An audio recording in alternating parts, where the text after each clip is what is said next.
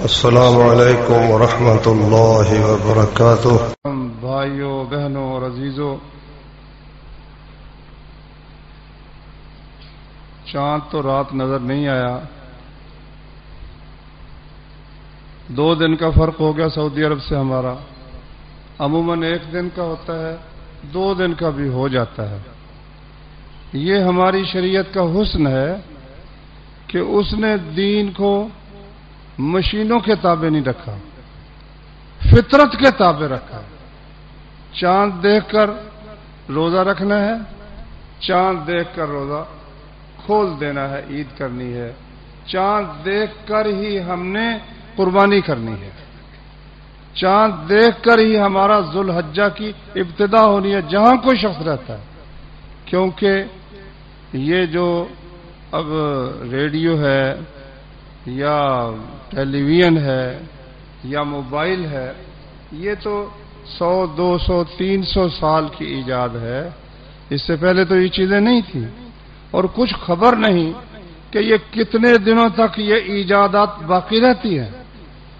کیونکہ اللہ وحدہ لا شریک نے، جس سے سچا کوئی نہیں ہے، اس نے فرمایا کہ کیا یہ لوگ زمین میں چلے پھرے نہیں، یہ دیکھتے کہ پہلے لوگوں کا انجام کیا ہوا۔ کانوا اشد منہم قوۃ، وہ قوت میں ان سے بہت زیادہ تھے۔ اور اثاروا الارض وعمروها اکثر مما عمروها، انہوں نے زمین میں کاشتکاری کی اور زمین کو ان سے کہیں بڑھ کر کتنا ہی زیادہ آباد کیا، جتنی بھی اب سائنس ترقی کر چکی ہے۔ پہلی قوموں کی بنائی ہوئی چیزیں جو اس وقت دنیا میں بعض موجود ہیں، وہ اس بات کی دلیل ہے کہ یہ لوگ ابھی تک پہلے لوگوں تک بھی نہیں پہنچ سکے۔ موٹی سی اس کی 1-2 دلیلیں میں آپ کو ذکر کرتا ہوں۔ اللہ وحدہ لا شریک نے ذکر فرمایا کہ سلیمان علیہ السلام، وہ جو سبا کی ملکہ تھی، ہدہد نے آ کر اطلاع دی۔ پہلے تو انہوں نے جائزہ لیا نا۔ قرآن مجید میں اللہ تعالیٰ نے 19ویں پارے سورۃ النمل میں ذکر فرمایا ہے کہ سلیمان علیہ السلام کو ہم نے اور داؤد علیہ السلام کو پرندوں کی بولی بھی سکھائی تھی۔ اور اللہ وحدہ لا شریک نے فرمایا کہ سلیمان علیہ السلام کے لیے ان کے لشکر اکٹھے کیے گئے، من الجن والانس والطیر، جنوں کا لشکر بھی تھا، انسانوں کا لشکر بھی تھا، پرندوں کا لشکر بھی تھا۔ اچھا، پھر وہاں اللہ نے یہ واقعہ بھی ذکر کیا کہ یہ لشکر جب گزرے سلیمان علیہ السلام کے چیونٹیوں کی وادی سے، تو ایک چیونٹی نے کہا کہ اے چیونٹیوں، اپنے بلوں میں داخل ہو جاؤ، ایسا نہ ہو کہ سلیمان اور اس کے لشکر تمہیں کچل نہ ڈالیں۔ تو سلیمان علیہ السلام تبسم ضاحکا من قولها، اس کی بات سے مسکرا پڑے اور انہوں نے اللہ کا شکر کیا، یا اللہ تو نے جو مجھ پر انعام کیا ہے، مجھے اس کا شکر ادا کرنے کی توفیق عطا فرما، اور اپنے فضل و کرم سے مجھے اپنے صالح بندوں میں شامل فرما۔ اچھا، اس کے بعد اللہ نے فرمایا وَتَفَقَّدَ الطَّيْرَ، سلیمان علیہ السلام نے جائزہ لیا نا فوجوں کا، تو پرندوں کا بھی جائزہ لیا۔ تو فَقَالَ مَا لِيَ لَا أَرَى الْهُدْهُدَ، ان کا جو ذمہ دار ہدہد تھا نا، فرمایا کیا ہے مجھے نظر نہیں آ رہا یا وہ غائب ہے؟ اور پھر غصے میں فرمایا میں اس کو ذبح کر دوں گا، یا میں اس کو سخت سزا دوں گا، یا مجھے کوئی واضح دلیل پیش کرے گا۔ اللہ نے فرمایا فَمَكَثَ غَيْرَ بَعِيدٍ، تھوڑی دیر ہی ٹھہرے تھے کہ وہ ہدہد آ گیا۔ اس نے کہا جی جناب، میں آپ کے پاس ایک خبر لے کر آیا ہوں جو آپ کو پوری خبر نہیں ہے۔ پرندہ ہے، پیغمبر کو کہہ رہا ہے۔ لوگ تو کہتے ہیں نا پیغمبر غیب دان ہوتے ہیں، ولی غیب دان ہوتے ہیں، یہ ایک بیچارہ مسکین پرندہ ہدہد کہہ رہا ہے کہ جئتک من سبأ بنبأ یقین، میں سبا سے ایک یقینی خبر لے کر آیا ہوں، انی احطت بما لم تحط بہ، پوری خبر لایا ہوں، آپ کو پوری خبر نہیں ہے۔ ہاں بھائی کیا خبر لائے ہو؟ میں نے ایک عورت دیکھی ہے وہ ان پر حکمرانی کر رہی ہے، ہر چیز اس کو دی گئی ہے اللہ کی طرف سے، اور بہت بڑا اس کا تخت ہے۔ اور میں نے دیکھا کہ وہ اور اس کی قوم سورج کو سجدہ کر رہے ہیں، یہ اللہ کو کیوں نہیں سجدہ کرتے؟ ہدہد نے اس پر سخت تعجب کا ایک اس بات پر اظہار کیا کہ عورت کر رہی ہے، دوسرا اس بات پر کہ اللہ وحدہ لا شریک الذی یخرج الخبء فی السماوات والارض، جو زمین و آسمان میں چھپی ہوئی چیزوں کو ظاہر کر دیتا ہے، اس اللہ کی پرستش اور عبادت کیوں نہیں کرتے؟ مفسرین یہاں لکھتے ہیں کہ ہر ایک اپنی دانست کے مطابق بات کرتا ہے۔ تو ہدہد کا رزق ہدہد دانہ نہیں کھا سکتا۔ ہدہد جو ہے نا وہ درختوں کے تنوں کا جو چھلکا ہوتا ہے اس کے اندر جو کیڑے مکوڑے ہوتے ہیں نا ان کو کھاتا ہے۔ تو اس نے اللہ تعالیٰ کی اس صفت کا ذکر فرمایا کہ وہ پاک پروردگار جو چھپی ہوئی چیزیں میرے لیے ظاہر کر دیتا ہے، اس اللہ کو انہیں سجدہ کرنا چاہیے۔ سلیمان علیہ السلام نے فرمایا سننظر اصدقت ام کنت من الکاذبین، ہم دیکھیں گے کہ تم سچ کہہ رہے ہو یا تم جھوٹوں میں سے، تم بھی جھوٹے لوگوں میں سے، ہم تمہارا ابھی پتہ کر لیتے ہیں۔ یہ میرا خط لے جاؤ، ان کی طرف پھینک کے واپس آ جانا، اور انتظار کرتے ہیں کہ وہ کیا جواب دیتے ہیں۔ ہدہد پرندہ تھا، اسے مشکل تھی نہیں، وہ گیا اور اس کے پاس پھینک کر آ گیا۔ تفسیروں والے تو لکھتے ہیں سوئی ہوئی تھی، سینے پر اس نے رکھا اور آ گیا۔ جب وہ بیدار ہوئی اس نے دیکھا تو کہنے لگی، اس نے تمام سرداروں کو جمع کر لیا، کہتے ایھا الملأ انی القی الی کتاب کریم، مجھے ایک خط بھیجا گیا ہے، بڑا معزز خط ہے، اور خط دیکھو کتنا مختصر ہے، انہ من سلیمان، یہ سلیمان کی طرف سے ہے، وانہ بسم اللہ الرحمن الرحیم، بسم اللہ لکھی پہلے، اللہ تعلو علی واتونی مسلمین، میرے سامنے اونچا مت بنو اور فرما بردار ہو کر حاضر ہو جاؤ۔ کیا مختصر خط، کتنا پرجلال خط ہے، ادھر ادھر کی لمبی چوڑی بات ہی کوئی نہیں۔ اللہ الرحمن الرحیم کا نام ہے، اور میرے سامنے سرکشی مت کرو اور فرما بردار ہو کر حاضر ہو جاؤ۔ کہتی ہے اے میرے سردارو، میں کوئی فیصلہ نہیں کرتی جب تک تم موجود نہ ہو، اب افتونی فی امری، بتاؤ مجھے کیا کرنا چاہیے۔ انہوں نے کہا نحن اولو قوت، ہم بڑی قوت والے ہیں، اولو بأس شدید، اور بڑے جنگجو بھی ہیں، والامر الیک، لیکن یہ آرڈر جو ہے یہ آپ کے اختیار میں ہے، فانظری ماذا تأمرین، اب آپ جو حکم دیں گی ہم وہ بجا لائیں۔ کہنے لگی بادشاہ لوگ جب کسی بستی میں جاتے ہیں اس کو برباد کر دیتے ہیں، اور جو عزت والے ہوتے ہیں ان کو ذلیل کر دیتے ہیں، وَكَذَلِكَ يَفْعَلُونَ، یہ بھی اگر در آئے تو یہ بھی ایسا ہی کریں گے۔ تو میں کیا کرتی ہوں، میں ان کی طرف تحفہ بھیجتی ہوں، کوئی تو دیکھتی ہوں جس قسم کا مطلب ان کو رغبت ہوگی، پیسے کی ہوگی وہ دے دیں گے، لونڈی غلاموں کی ہوگی وہ دے دیں گے، میں اندازہ لگاتی ہوں کہ وہ کس چیز کو پسند کرتے ہیں۔ وہ یعنی اس پر بھی تیار تھی کہ خراج دے کر، جزیہ دے کر وہ اپنی جان چھڑا لے۔ وہ وفد تحفے لے کر جب سلیمان علیہ السلام کے پاس آئے، سلیمان علیہ السلام نے فرمایا اتمدوننی بمال، تم مجھے یہ حقیر مال کی تنوین جو ہے نا یہ تحقیر کے لیے ہے، یہ حقیر مال میرے پاس لائے۔ فما آتانی اللہ خیر مما آتاکم، اللہ نے مجھے جو دیا تم سے بہت بڑھ کر ہے، بہت بہتر ہے۔ بل انتم بہدیتکم تفرحون، یہ تمہارا ہدیہ حقیر سا، تم اسی پر پھولے ہوئے، میرے نزدیک اس کی کوئی وقت نہیں ہے۔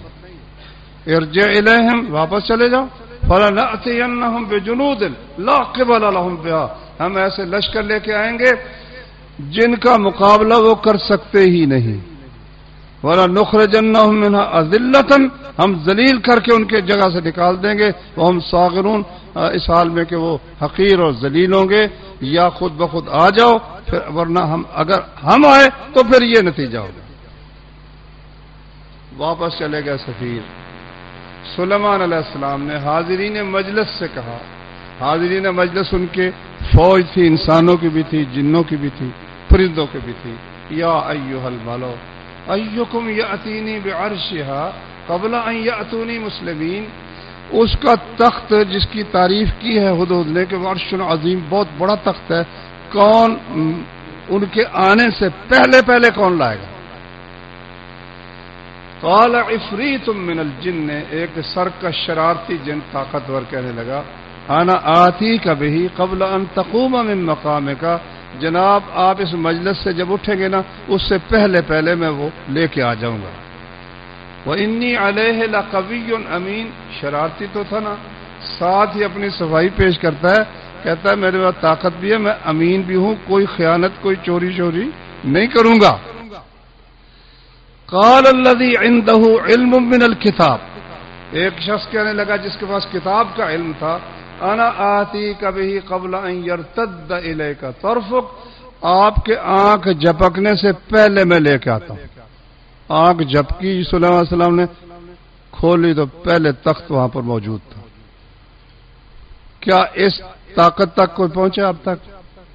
ہمارے استاد حافظ محمد صاحب گوندلی رحمۃ اللہ علیہ فرمایا کرتے تھے کہ بھائی جس طرح اب یہ ٹیلی ویژن ہے نا، آج سے 400-500 سال کسی کا یہ وہم بھی نہیں تھا کہ امریکہ میں، برطانیہ میں، بلکہ قطب شمالی اور قطب جنوبی دور ترین خطوں میں ایک تصویر بھیجی جائے، آواز بھیجی جائے، وہ تصویر اسی طرح یہاں ہو بہو یہاں آ جائے. نہیں تھا ممکن، اور اب وہ سب دیکھ رہے ہیں. تو یہ کسی بھی شخص یا کسی چیز کو ایک جگہ سے دوسری جگہ ایک لمحے میں منتقل کر دینا، اللہ نے یہ سلیمان علیہ السلام کے ساتھیوں کو یہ علم عطا کیا ہوا تھا. اچھا، یہاں ہمارے بریلوی بھائی بڑی عجیب بات کرتے ہیں. وہ کہتے ہیں کہ جی دیکھو، سلیمان علیہ السلام کا امتی ہو کر اتنی بڑی اولیائی رکھتا ہے، تو ہمارے نبی کے جو امتی ہیں وہ تو اس سے بھی بڑی اولیائی رکھتے ہیں. اچھا بھائی، اگر اس کا یہ مطلب ہے تو تمہارے اولیاء ہیں کتنے؟ کہاں ہیں وہ؟ اور دیکھو جاؤ عراق میں کیا ہو رہا ہے، شام میں کیا ہو رہا ہے، غزہ میں کیا ہو رہا ہے. تمہارے اولیاء کچھ کوئی ہلتے جلتے ہی نہیں ہیں، کچھ ان کو غیرت ہی نہیں آتی. یہ فضول باتیں کرتے ہیں، فضول باتیں. تو دیکھو، ایک دو اور چیزوں کی طرف میں آپ کو اشارہ کر کے بتاتا ہوں. دیکھیے، یہ مصر کے اہرام ہیں، 12 فٹ کا کمرہ ہونا، 12 فٹ چوڑا، 12 فٹ لمبا، 12 فٹ اونچا. ایک پتھر اس کا اتنا ہے، ایک پتھر اتنا ہے. مصر کے اہرام جو بنے ہوئے ہیں، دنیا بھر سے لوگ ان کو دیکھنے کے لیے آتے ہیں. پورا 12 مربع فٹ کا کمرہ ہو، ایک پتھر اس کا اتنا بڑا ہے، اور کئی 100 فٹ کی بلندی تک ان کو جوڑا گیا ہے. اور ایسے مثالیں باریک سے جوڑا گیا ہے کہ وہ نظر بمشکل آتا ہے. جب پتھر کو توڑتے پتھر ٹوٹ جاتا، وہ مثالہ جلدی سے نہیں ٹوٹتا. وہ اتنے سینکڑوں فٹ تک اتنے بڑے پتھروں کو کس طرح لے کر گئے تھے؟ 2 مثالیں ہوگی. تیسری مثال قرآن مجید سے دیکھو کہ ذوالقرنین کو اللہ نے وہ قوت بخشی کہ سب سے پہلے معلوم ہوتا ہے وہ بندہ مجاہد تھا، نوجوانی میں ہی اللہ نے اس کو سلطنت بخش دی، اور پھر پوری روئے زمین پر اللہ کا نام اور اللہ کا دین غالب کرنے کے لیے اس نے ساری دنیا کا سفر کیا. فَأَتْبَعَ سَبَبًا، اللہ فرماتے ہیں اس نے ساز و سامان ساتھ لیا اور سفر شروع کر دیا. راستے میں جو بھی آئے حکمران سب کو اپنا تابع کرتا ہوا، حتیٰ بالغ مغرب الشمس، جہاں سورج غروب ہوتا ہے، آبادی کی جہاں انتہا تھی نا، وہاں پہنچا. جب وہاں پہنچا، وجدہا تغرب فی عین حمیۃ، سورج اسے ایسے نظر آیا جیسے ایک دلدل کے چشمے میں غروب ہو رہا ہے.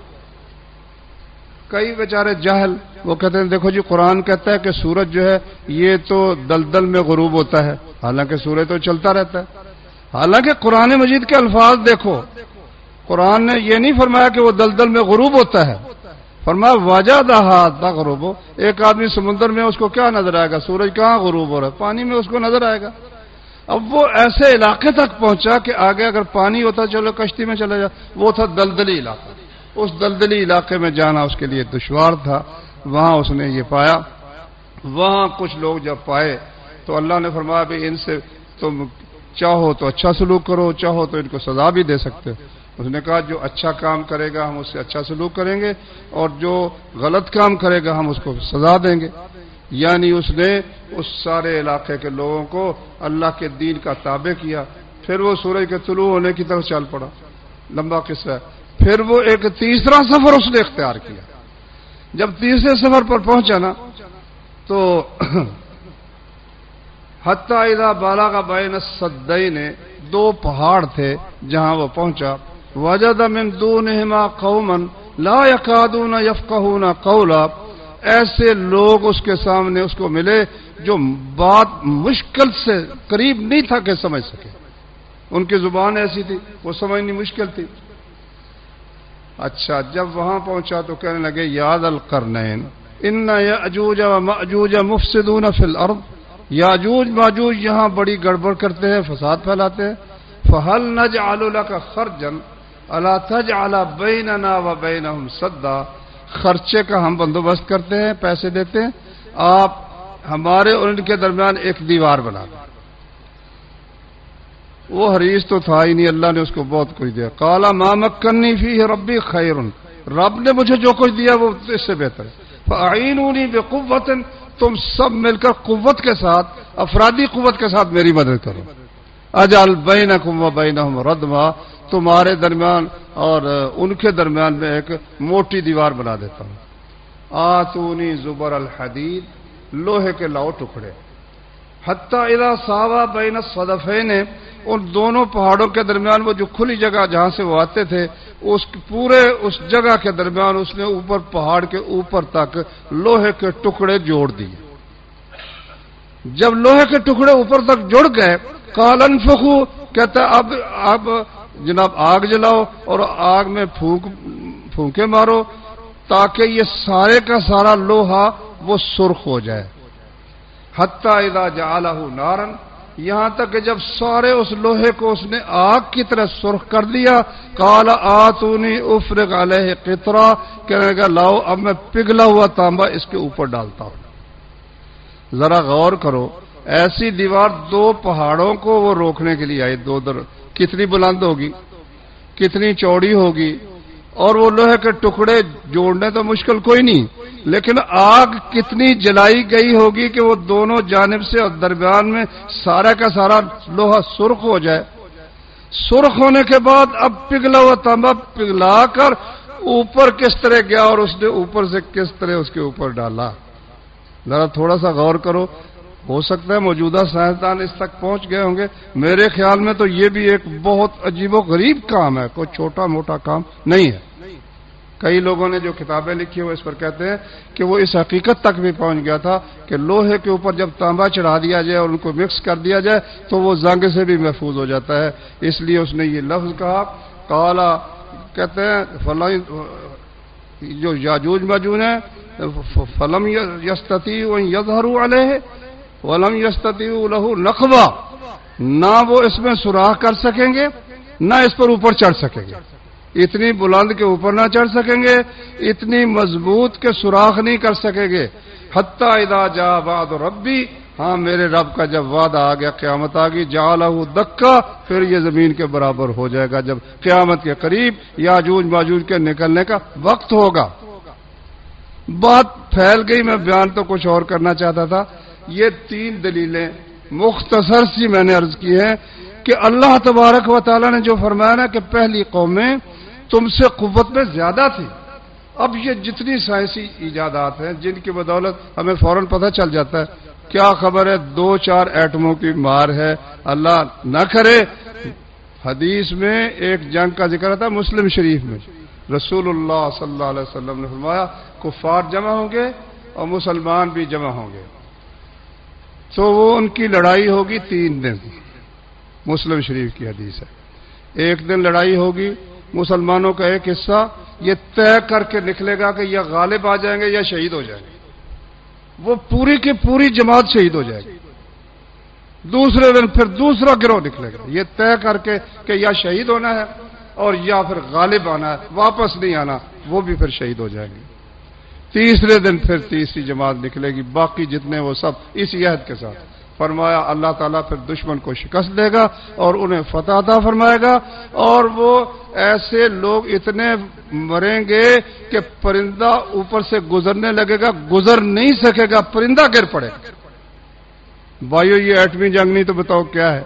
وہ تابکاری کے اثرات اور وہ جو سلسلہ ہے، اللہ بہتر جانتا ہے کتنے لوگ پہلے گزر چکے اور کتنے گزر رہے ہیں۔ کہنے کا مطلب یہ ہے کہ دین کو کسی مشین کے تابع کیا ہی نہیں گیا۔ کوئی شخص اگر کسی شہر میں ہے، ریڈیو اس کے پاس ہے، خبر ملتی ہے الحمدللہ۔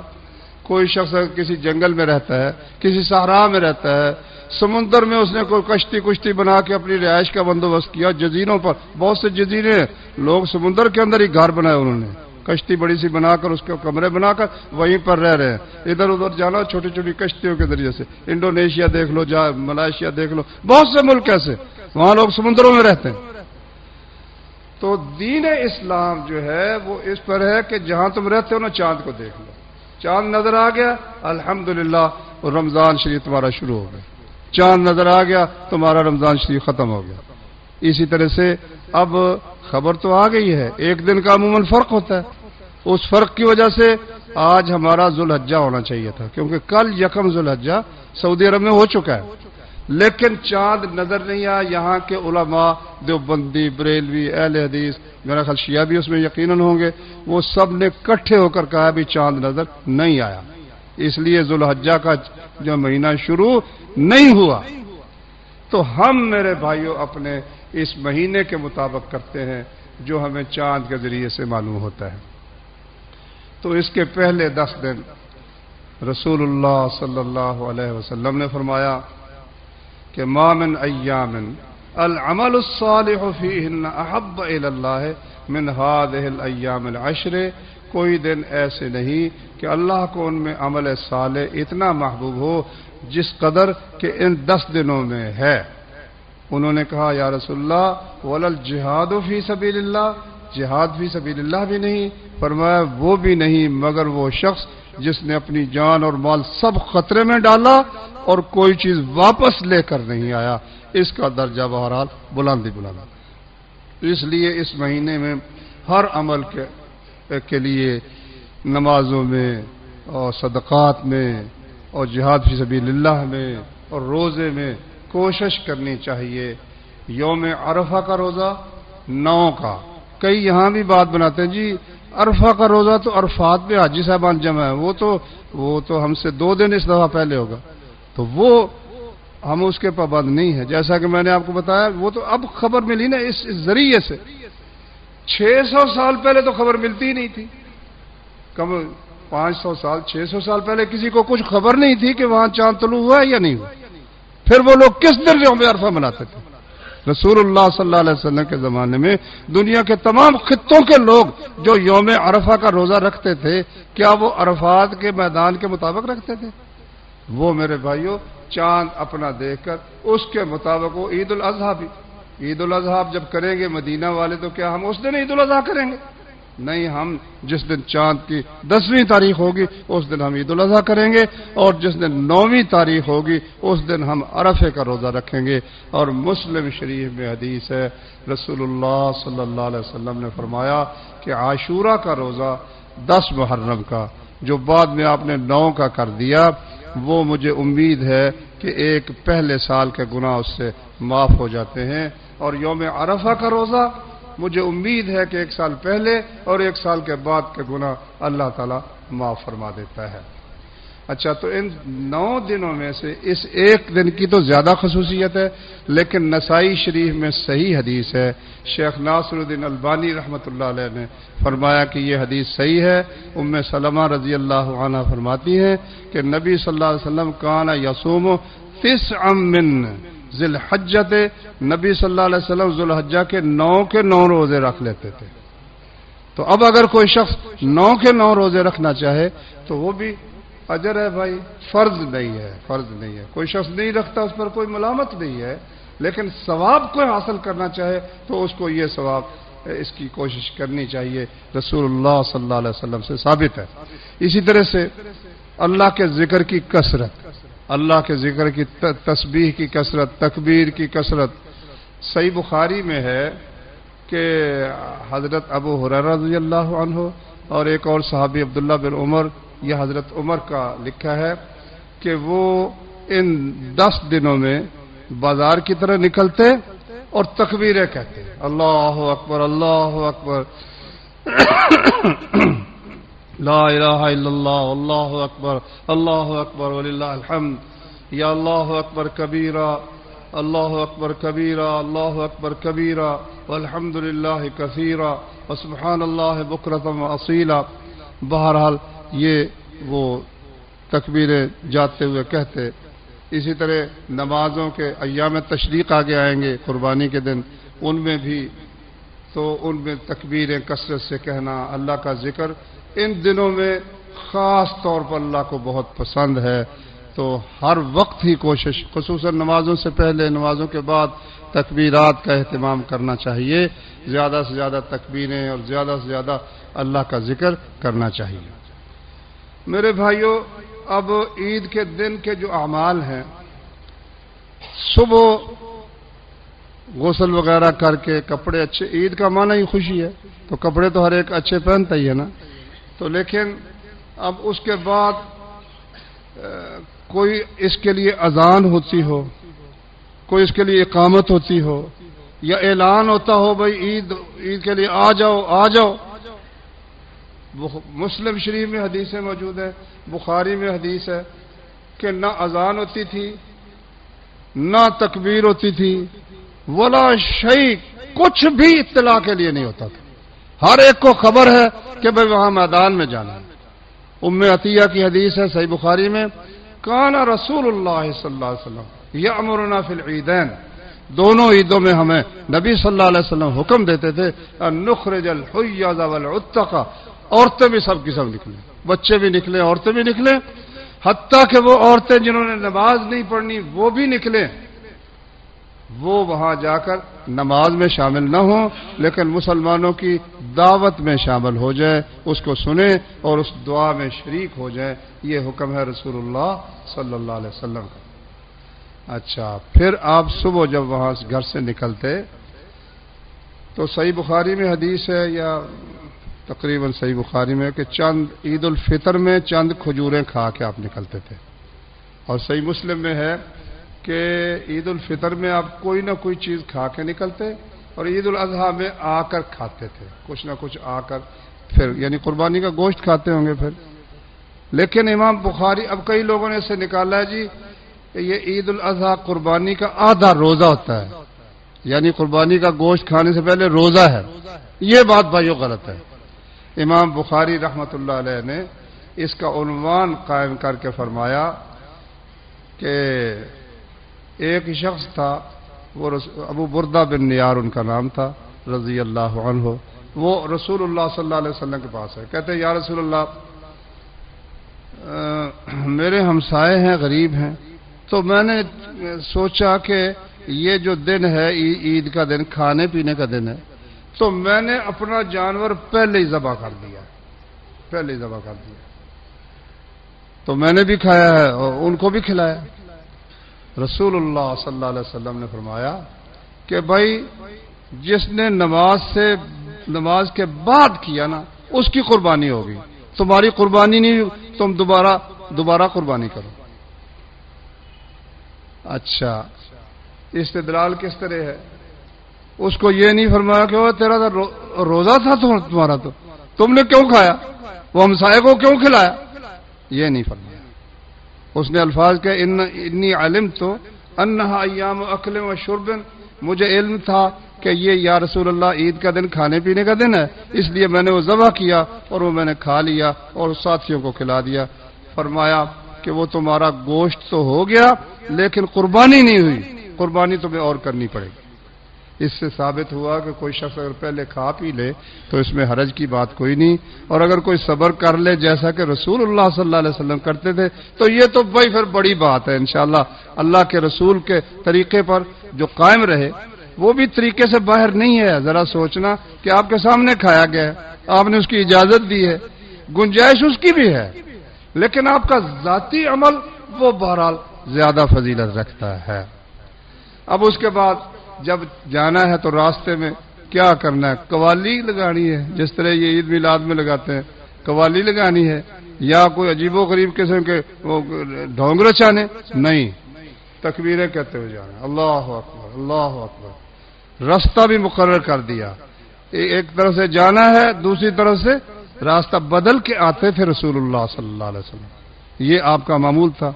اچھا، وہاں جانے کے بعد آپ نے فرمایا ان اولا، سب سے پہلا کام آج کے دن کا یہ ہے کہ ہم نماز پڑھیں گے، اور پھر ہم اس کے بعد جب واپس پلٹیں گے تو ہم اپنی قربانیاں کریں گے۔ جس نے اس طریقے کے مطابق کیا اس نے تو ہماری سنت کو پا لیا، اور جس نے پہلے قربانی کر دی فرمایا اس کا گوشت کا جانور ہو گیا لیکن قربانی نہیں ہوئی، رسول اللہ صلی اللہ علیہ وسلم نے فرمایا۔ اچھا، اب اس حدیث کی کئی لحاظوں سے اس وقت امت مسلمہ مخالفت کر رہی، ایک لحاظ سے نہیں، بڑی مختلف جانبوں سے مخالفت ہو رہی۔ سب سے پہلے تو یہ ہے کہ کچھ لوگوں نے ہر گاؤں اور ہر جگہ عید کا انکار کر دیا۔ انہوں نے کہا گاؤں میں تو عید ہوتی نہیں، لا جمعہ تھا ولا تشریق، اگر دیہات میں نہ جمعہ ہوتا ہے نہ عید ہوتی ہے، دیہات میں جمعہ پڑھنا منع ہے۔ ہندوستان میں سینکڑوں سالوں تک دیہات میں جمعہ پڑھتے ہی نہیں تھے، بلکہ لڑتے جھگڑتے تھے۔ یہ تو جب حدیث کا علم عام ہوا، اور بخاری شریف میں حدیث ہے کہ مدینے میں جمعہ ہوا، اس کے بعد سب سے پہلا جمعہ بحرین کی ایک بستی تھی جواسا، وہاں کے چند لوگ مسلمان ہو گئے، انہوں نے بستی میں جمعہ شروع کر دیا۔ تو بستی میں جمعہ، جہاں مسلمان رہتے، یا ایھا الذین آمنوا، ایمان والو، اذا نودی للصلاۃ من یوم الجمعۃ فاسعوا، جمعے کے دن اذان ہو تو اللہ کے ذکر کی طرف کوشش کر کے پہنچ جاؤ۔ خواہ دیہات کا رہنے والا وہ بھی ایمان والا ہے، شہر کا رہنے والا وہ بھی ایمان والا ہے۔ تو پہلا کام تو یہ کیا، دیہات میں عید ختم کی۔ اگلا کام یہ کیا، قدوری میں لکھا ہوا ہے اور دوسری کتابوں میں احناف ہمارے بھائی اکثر جو دیوبندی بریلوی، وہ کہتے اگر کوئی شخص یہ چاہے کہ قربانی کی نماز سے پہلے قربانی کا گوشت کھا لے تو اس کو چاہیے کہ راتوں رات اپنی قربانی کسی شہر کے قریب گاؤں میں بھیج دے، اور صبح کی نماز پڑھنے کے بعد وہ قربانی کو وہاں ذبح کر کے گوشت بنا کر شہر میں لا کر عید کی نماز سے پہلے بے شک کھا لے۔ یارو غور کرو، اتنی کیا ہرس ہے، اتنی کیا مصیبت ہے کہ نماز پڑھنے کے بغیر ہیلا ڈھونڈا گیا کہ نماز پڑھنے سے پہلے تم جانور قربان کر سکتے ہو، پہلے قربان کر سکتے ہو، پہلے کھا بھی سکتے ہو، گاؤں میں جا کر ذبح کرو۔ میں سمجھتا تھا کہ یہ بات ایسے ہی ہے، جس دفعہ بات کی جائے نا وہ کہتے ہیں نہیں جی نہیں، یہ کتابوں میں لکھا، ہمارا عمل نہیں۔ ہمارے ایک دوست تھے ہمسایہ تبلیغی جماعت کے، میں نے ان سے پوچھا، نے کہا ہاں جائیونڈ میں بھی ایسا ہوتا ہے، وہ باقاعدہ گائیں جو ہوتی ہیں قریب کے دیہات میں بھیج دیتے ہیں، صبح صبح ذبح کر کے ان کا گوشت بنا کر دیگیں پک جاتی ہیں مرکز میں، پہلے ہی نماز پڑھنے کے ساتھ دسترخوان بیچ جاتے ہیں۔ بھائیو، یہ اللہ کے رسول کی صریح مخالفت ہے، صریح واضح مخالفت۔ اچھا، اس سے اگلی مخالفت سنو۔ اگلی مخالفت یہ ہے، سپیکر لگے ہوئے ہیں اور آوازیں دی جا رہی، بھائی آ جاؤ، جلدی جلدی آ جاؤ، جلدی جلدی آ جاؤ۔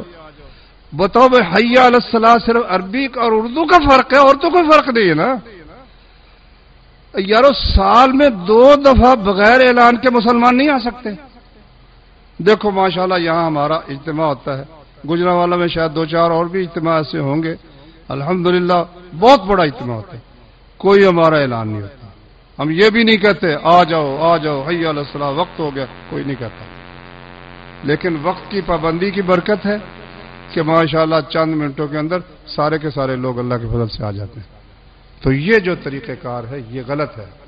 اس سے اگلی غلطی وہ یہ ہے کہ نبی صلی اللہ علیہ وسلم میں پہلا کام نماز ہے، یہاں پہلا کام تو پہلے تو چاہتے نعت شریف ہوں گی، اچھا نعت شریف کے بعد پھر مولوی صاحب کی اردو کی تقریر ہوگی، اردو کی تقریر کے بعد 2 خطبے عربی کے ہوں گے۔ حالانکہ اچھا اس کی وجہ وہ یہ بیان کرتے ہیں جی خطبہ تو عربی میں ہوتا ہے بھائی، اگر عربی میں ہوتا ہے خطبہ کا معنی تقریر ہے، خطاب ہے، پھر اردو میں کیوں تقریر کرتے ہو؟ ایک تیسری تقریر شروع کر دی۔ حالانکہ پیارے پیغمبر صلی اللہ علیہ وسلم حدیث میں آتا ہے کہ آپ سب سے پہلے نماز پڑھاتے، پھر لوگوں کی طرف رخ کرتے اور لوگ اپنی صفوں میں اسی طرح بیٹھے ہوتے۔ ہمارے ہاں تو یہ ہے نا بھائی ایک دفعہ جس طرح کوئی مصیبت پڑ گئی اٹھ کھڑے ہوتے جا رہے ہیں جی جا نماز پڑھی گئی۔ حالانکہ صحیح حدیث ہے کہ رسول اللہ صلی اللہ علیہ وسلم نماز پڑھاتے، لوگوں کی طرف متوجہ ہوتے، لوگ اسی طرح صفوں میں بیٹھے ہوتے، آپ ان کو نصیحت کرتے، اگر ضرورت ہوتی لشکر بھیجنے کی تو ان کے نام لکھتے، اور کوئی اگر ضرورت ہوتی تو وہ اس کا حکم دیتے، اور صدقے کا خصوصاً حکم دیتے صدقہ کرو، کیونکہ حالات ہر وقت جنگی حالات تو تھے، لوٹے پٹے مہاجرین آ رہے تھے، قافلے آ رہے تھے، بیمار تھے، اور مسلمان ہزاروں کی تعداد میں لوگ مسلمان ہو رہے تھے، تو ان کے لیے اللہ کا رسول دامن پھیلا دیتا تھا، لاؤ بھائی دو مجھے، اپنے آپ پر زکوٰۃ صدقہ حرام۔ حضرت محمد صلی اللہ علیہ وسلم بستر پر ایک دن ایک کھجور پڑی تھی، فرمایا اگر مجھے یہ خطرہ نہ ہوتا یہ صدقے کی ہوگی تو میں یہ کھجور کھا لیتا، شک کی وجہ سے کھجور نہیں کھائی، کھجور کا ڈھیر لگا ہوا تھا، نواسہ نبی کا حسن تھے یا حسین تھے رضی اللہ عنہ، اٹھا کے کھجور منہ میں ڈال، نبی نے انگلی ڈال کے باہر کر دی، کخ نکال دو، اما علمت ان لا ناکل صدقۃ، تمہیں پتہ نہیں ہم صدقہ نہیں کھاتے؟ دوسروں کے لیے جھولی پھیلائی محمد الرسول اللہ صلی اللہ علیہ وسلم۔ یہ لوگ جو اپنا لوگوں کی باتیں بھی سن کر دامن پھیلا کے اکٹھا کرتے ہیں، اگر تو وہ اپنے لیے کرتے ہیں تو پھر تو بھائی جہنم ان کا انتظار میں ہے، لیکن اگر وہ اس لیے کہ ڈوبنے والوں کی مدد ہو جائے، مجاہدین کی مدد ہو جائے، تو یہ طریقہ ہے حضرت محمد صلی اللہ علیہ وسلم۔ تو وہ صحابی کہتا ہے کہ نبی صلی اللہ علیہ وسلم نے خطبہ دیا تو سمجھے آپ یہ کہ عورتوں کو آواز نہیں پہنچی، پھر آپ بلال کے سہارے پر چلے گئے عورتوں کی طرف، ان کو اپنے نصیحت کی اور فرمایا اچھا صدقہ کرو۔ عورتیں پھر اپنے کانوں سے اور حلق سے ہار اتار کر بالیاں اتارنے لگیں، اور بلال نے اپنے دامن میں جھولی میں وہ سب کچھ وہ اکٹھا کرتا رہا۔ اچھا اس سے یہ معلوم ہے کہ عورتیں بالیوں کے لیے کان بھی چھدوا سکتی ہیں، کیونکہ انہوں نے کان تو چھدوائے ہوئے تھے نا، کانوں سے جو اتار رہی ہیں حلق سے اتار رہی ہیں، تو کان اگر چھدوا لیں عورتیں تو اس میں کوئی حرج کی بات نہیں ہے، اس حدیث سے یہ مسئلہ بھی ثابت ہوتا ہے۔ اچھا تو خیر ایک ہی خطبہ ہے، ہم یہاں 2 خطبے ہمیشہ دیتے تھے نماز کے بعد۔ ایک آپ جیسے کسی بھائی نے مجھے کہا کہ بھائی جان یہ آپ 2 خطبے دیتے ہیں، اللہ کے رسول 2 خطبے دیتے تھے، میں نے اسے ڈھونڈنا شروع کیا، مجھے وہ حدیث کوئی نہیں ملی، صرف نسائی نے باب باندھا ہے کہ عید کے 2 خطبے، وہ حدیث جب نیچے پڑی جس سے استدلال کیا ہے وہ یہ ہے کہ رسول اللہ صلی اللہ علیہ وسلم جمعے کے لیے 2 خطبے دیتے، ایک خطبہ دیتے پھر بیٹھ جاتے پھر اٹھ کر دوسرا دیتے، وہ تو بھائی جمعے کی بات ہے، عید میں ایک ہی خطبہ تھا، تو ہم بھی اللہ کی توفیق سے ایک ہی خطبہ دیتے ہیں۔ بہت سی باتیں رہ گئی ہیں انشاءاللہ العزیز، جو اللہ نے توفیق دی پھر آئندہ بیان ہوں گی، اللہ تعالیٰ سمجھنے کی عمل کرنے کی توفیق عطا فرمائے۔